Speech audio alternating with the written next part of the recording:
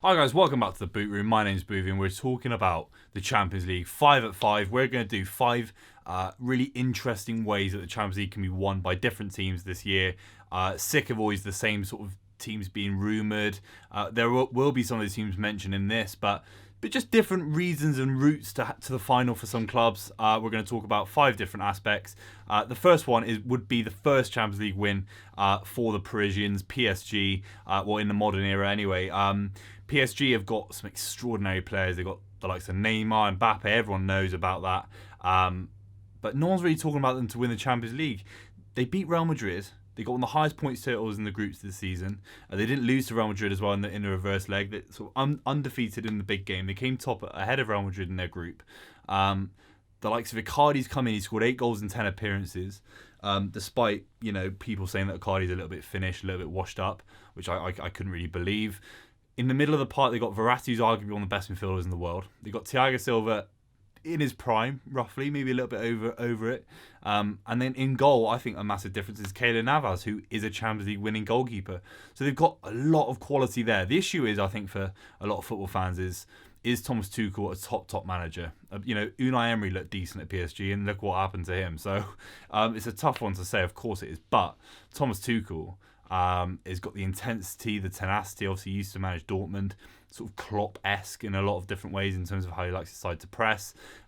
Even some of the goals Di Maria scored against Real Madrid, I'm just remembering, and they've got quality in goals all over the park. The issue is when it comes to February, March, April, when you play knockout games, can PSG get through those kind of games and then go into the French league, and can that competition of the French league sort of ramp up PSG's standard of performances? That's really, really tough to say, and it's a tough one to gauge because the French league is a bit of an unknown quantity. Obviously, no side. The last side to get to the final was Monaco in 2004 when Porto won the Champions League. So it is going to be an interesting one with PSG. I think they're up there for sure in terms of favourites, and they're our first pick for one of the sides that could win the Champions League this season, 100%. Second option for me has to be Spurs, which I don't think, because of the rocky start, because of some of the tough games that Spurs have had recently, obviously leading to Pochettino getting sacked, we're not really talking about the side that grounded out and played some at points really beautiful football. At points they rode their luck a little bit, but got to the Champions League final, which for some clubs like Man City, of course, is the golden egg to even get to the final. And Spurs did that only last season, and people are sort of writing them off already. So they've got a manager who knows how to win the Champions League multiple times with multiple clubs. With Inter and Porto, which are sort of similar kind of size to Spurs in the sense of they're players at the right age. The side that won in Porto, a lot of players were at their peak. Same with Inter Milan, of course, the likes of Cambiasso, Sneijder, Melito, Eto'o, were all in their prime. Walter Samuel, Julio Cesar, etc. And then you're looking at it, you think Harry Kane in his prime, Dele Alli's getting there, Vertonghen, Alderweireld, Lloris when he's back from his injury. There's enough there that they can beat almost anyone. They beat Man City last season, of course. They didn't play very well against Bayern Munich, granted, but Spurs have got enough to get to the final again, and Mourinho's got enough to take them one step closer. So our fourth option on this list is Tottenham Hotspur to win the Champions League. Look, at the end of the day, they've got goals, they've got assists from goals in Harry Kane, assists from Dele Alli. They got a base of a midfield which maybe they could improve, but Ndombele played really well for Lyon in the Champions League in previous seasons, and 2 centre backs who on their day can get you out of a fix. You look at the Wolves result on the weekend, 2-1 to Spurs, and obviously Vertonghen gets a sort of 15-yard header, somehow scores. So they've got solid options. They've got a solid keeper on his day. Why are Spurs not being rumoured? I guess it's the Spurs effect, and they never win anything. But Tottenham Hotspur are our fourth choice even to get to the Champions League final and potentially win it.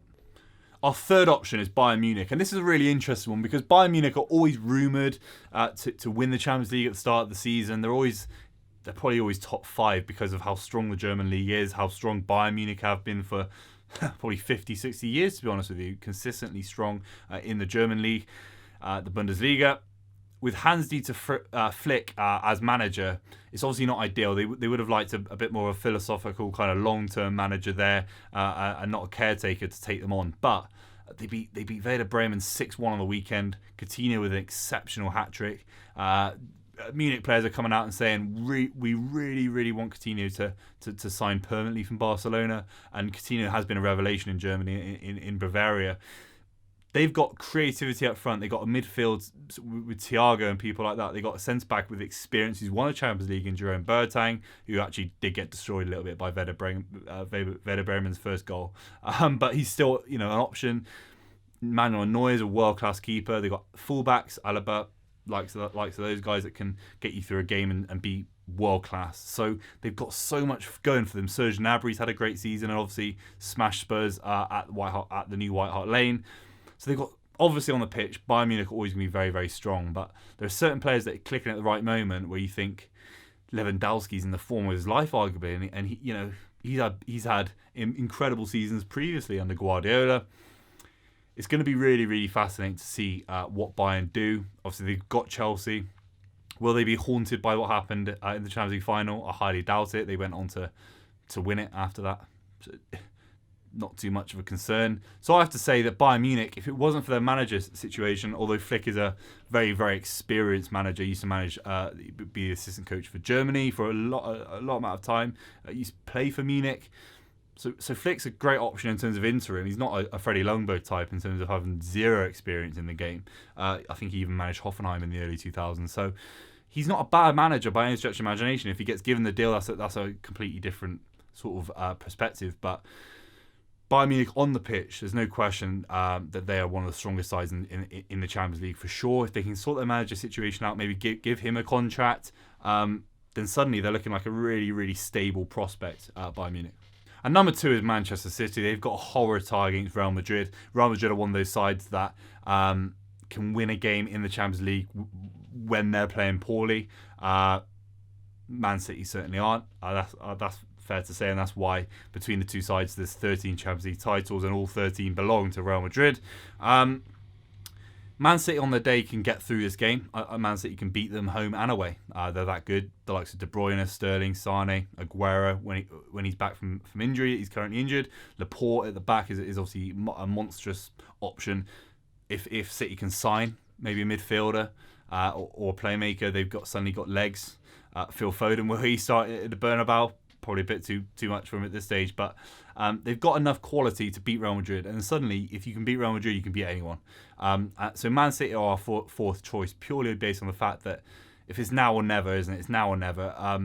English sides, sometimes they do well in the Premier League, they don't do well in the Champions League. Well, it's the inverse, and Man City obviously have dropped some big points in the Premier League. For a lot of City fans, I'm sure this could be like the Chelsea moment in terms of a few players coming to the pinnacle of their careers at City, the likes of David Silva and Sergio Aguero, not being the best they've ever been for the club, but maybe grinding out a Champions League win, Chelsea-esque potentially, considering Chelsea weren't doing too great in the Premier League at that point when they won the Champions League. They obviously, I think they scraped 4th or 5th and denied Spurs the opportunity to be in the Champions League. So I think City fans, it's not as bad as that in terms of league position, but certainly City will be thinking we can win against Real Madrid. We've got the quality on the pitch for sure. The quality in the manager, Zidane and Guardiola, both managers, but there's no question Guardiola is a better manager than Zidane long term in terms of what he's achieved in the game. He should be able to outsmart Zidane and get a result. And suddenly you're looking at the quarter semis and final, and City are boosted with confidence. You play a Champions League game every couple of weeks after February, after the round 16, and suddenly you're in the semis and the final. So there's definitely a route there for Man City to win their first ever Champions League, their first ever European Cup, in fact, before the rebrand. It'd be a massive opportunity for City. And our first choice is none other than Liverpool themselves. The first point I want to make about it is the fact that Liverpool have got a route to retaining the Champions League. It was very hard, almost a record that never seemed to be done in modern history, at least, in terms of a side winning it back-to-back. And then Real Madrid came along and they won 3 in a row, which is unbelievable. Playing a similar kind of way and just having players in their peak, in their powers, just getting them through games, not playing well. And what does that sound like to you? That sounds like Liverpool right now in the Premier League. They're doing that. In the Champions League, they lost obviously Napoli, and they sort of got through Salzburg and the like. Liverpool can play poorly this season and still pick up wins. Play poorly and get basically maximum points over the last sort of 40 games in the Premier League, if you include last calendar year. If you include last season, this same calendar year. So Liverpool certainly have got the players to win the Champions League, the experience to do it. Klopp's already been to 2 finals before he won the Champions League, so he knows how to get to a final and give Liverpool a chance of winning it again. If you look at the players, they've got goals. They've got Van Dijk, who's going to be, if he's fit in February. And suddenly, if you're Liverpool, you've just beaten Atletico Madrid in the round of 16. You're not that far away from getting to the final in terms of games anyway. You might have already won the World Club Cup by then. You might have already been to we've got close to the League Cup final. You're probably a million points clear in the Premier League. It's going to be really, really interesting for Liverpool fans to see what if they can get unstuck. I don't see any team beating them in the Champions League in a one-off game. Absolutely not. 2 legs where maybe a team can outsmart them, get a weird draw, a sort of clean sheet, maybe in one of the legs. That's where the Champions League can be a really, really tough competition. But for Liverpool, they are a knockout team. They tend to do better in the Champions League than the Premier League. This season, that's sort of proven wrong. But I think Liverpool are my favourites to win the Champions League. As long as they can keep their players fit, they are there. It's there for the taking, in my opinion, if you're a Liverpool fan. So, yeah, guys, let me know what you thought about that. 5 different options for who can win the Champions League this season. Obviously, there's some massive clubs still in it. The likes of Chelsea, Juventus, Atletico Madrid. I didn't even mention Real Madrid or Barcelona. Those clubs can all win it as well. I just think these 5 are more interesting and would be great for the competition to see one of these sides lift the Champions League trophy.